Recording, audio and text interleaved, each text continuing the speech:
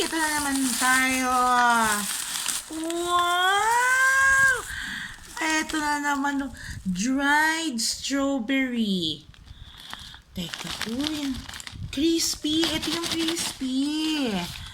Tapos, ito yung dried strawberry na sweet and juicy. Buy one, take one yan. Dalawa na yan, ha? At syempre, ang ating dried mango. Buy one, take one din. Wait lang, buksan natin isa-isa. Ito munang dried mango. Ayan, easy open lang siya. Diyos ko, tagal-tagal na namin gusto nito. Ayun. Uy, in fairness, ang laki niya. Oy, ang laki ha. O, tingnan nyo, hindi siya bite size. Tikman ko nga. Sarap. Buong mangga eh.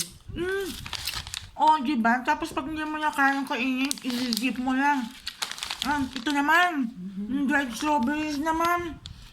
Easy open din, Naku, talaga. Ay, ang sarap. Ang sarap ng mangga. Naglalaway na. Uy, ayun.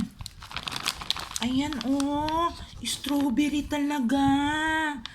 Ayan. Ito man tikman?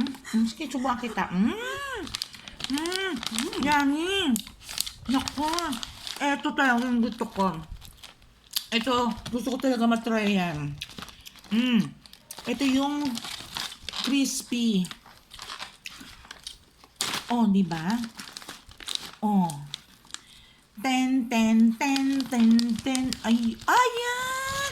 Uy, ang dami. Ayan, Ay, crispy siya talaga. Ito kunin natin. Ayan,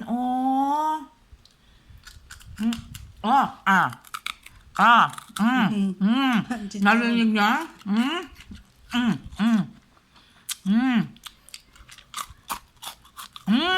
Namin, diba?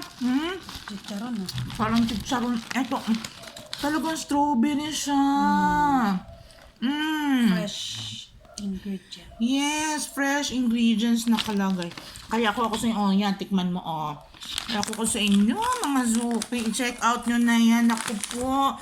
Ang yummy, ang dami. Check out na!